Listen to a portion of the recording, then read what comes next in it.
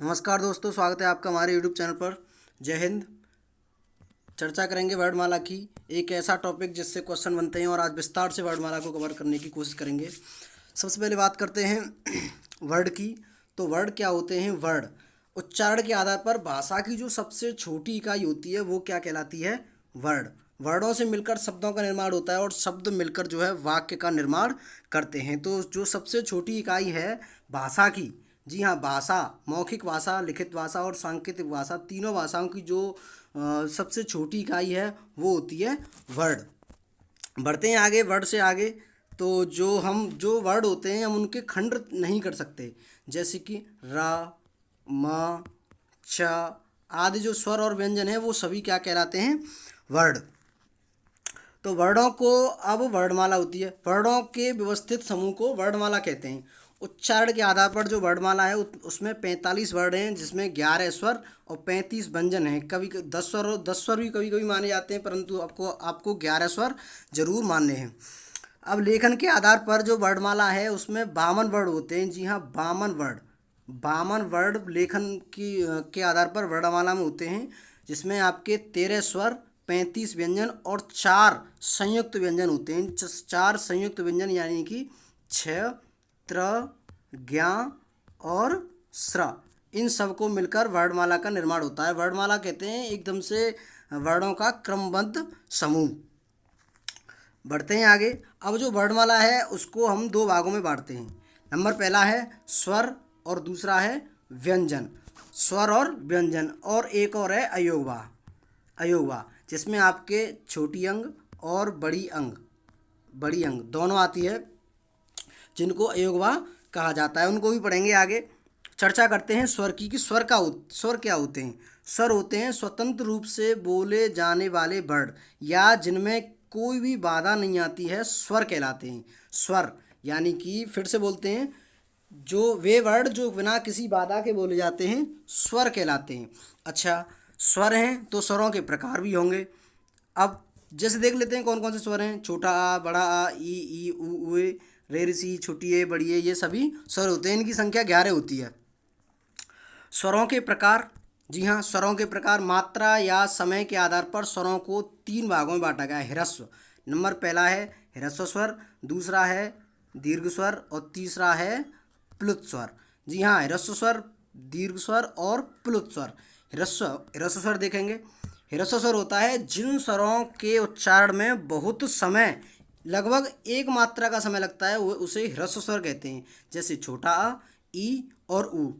अ ई उ ये होते हैं ह्रस्व। ह्रस्व में होता है कम, ह्रस्व में कम यानी कि छोटा। दूसरा होता है दीर्घ स्वर। दीर्घ स्वर होता है इनके उच्चारण में हमें दोगुना स्वर यानी कि जो ह्रस्व स्वर है उससे 2 गुना अगर समय लगता है वह होता है दीर्घ स्वर। इसमें बड़ा आ, बड़ी ई, बड़ा ऊ, रे ऋषि, छोटी ए, बड़ी ए, ओ और ओ, ये सभी आते हैं। जो स्वरों के प्रकार में तीसरा होता है वो होता है प्लुत स्वर।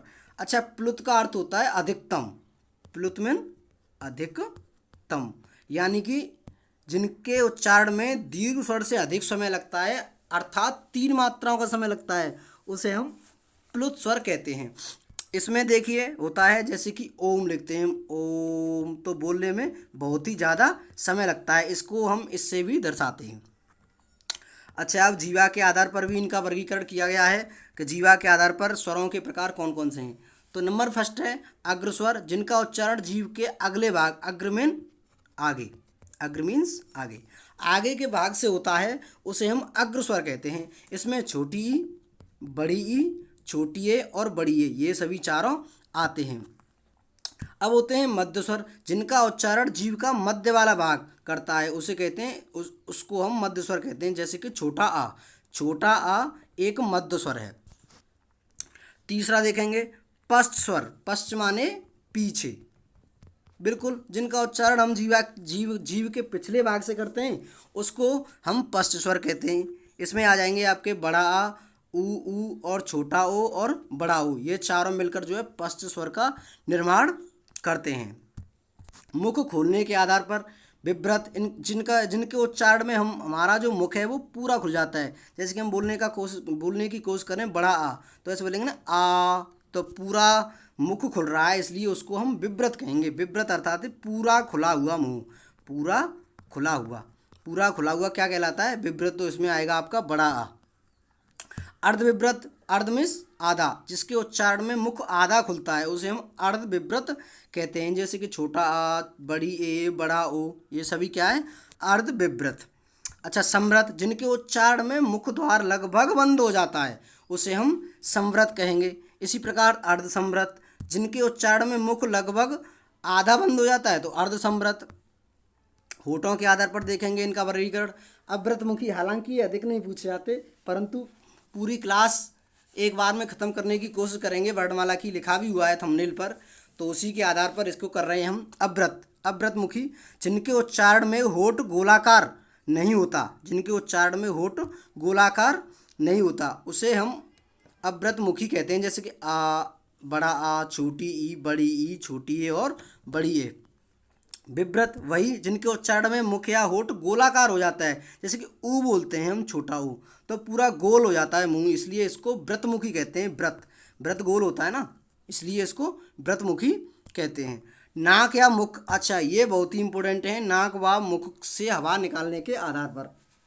तो पहला है आपका निरनुशासिक, जिनके उच्चारण में हवा केवल मुख से निकलती है कि नाक से नहीं, जैसे कि आ, ई, ऊ। परंतु कुछ वर्ड ऐसे होते हैं जिनमें हवा मुख के साथ नाक से भी निकलती है, जैसे कि चांद, चांद लिखते हैं ना, इसमें चंद्रबिंदु आता है।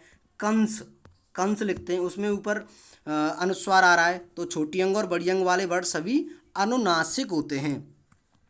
अच्छा, बढ़ते हैं आगे, चर्चा करते करते हैं व्यंजन की। व्यंजन, जी हाँ, स्वरों की सहायता से बोले जाने वाले वर्णों को व्यंजन कहते हैं। व्यंजन के कितने प्रकार हैं? देखिए, व्यंजनों के मुख्य प्रकार तीन माने गए हैं। तीन माने गए हैं, कौन कौन से? स्पर्शी व्यंजन, इसमें आपके 5 वर्ग आएंगे। अंतस्थ व्यंजन, इसमें या, र, ल और व आएगा।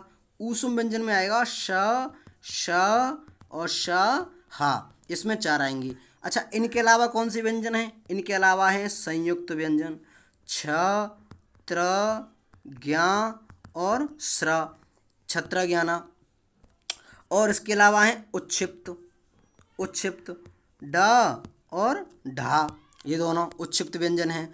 और इसके अलावा एक और माने गए हैं जीवा मूल्य, जीवा मूल्य, इसमें आता है का और खा, ये दोनों जीवा मूल्य में आते हैं।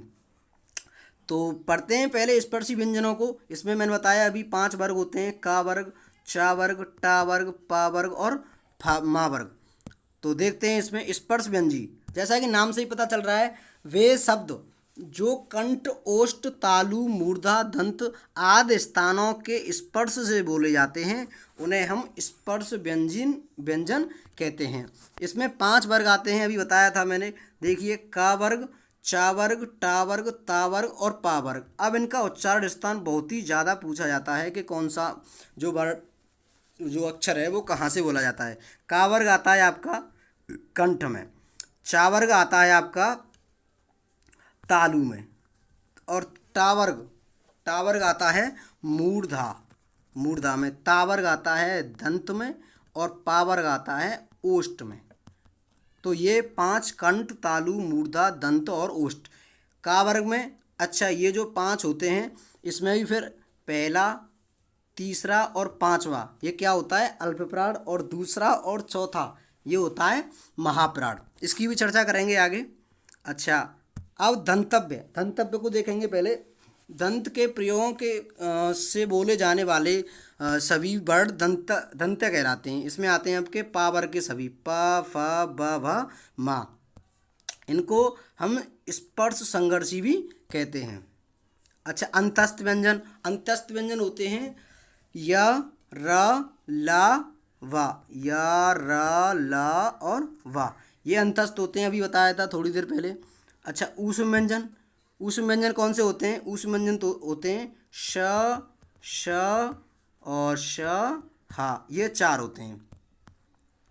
ऊष्म व्यंजन 4 होते हैं। अच्छा, रा को जो है लुंठित कहा जाता है, लुंठित, लुंठित वर्ड, लुंठित वर्ड जो है रा को कहा जाता है।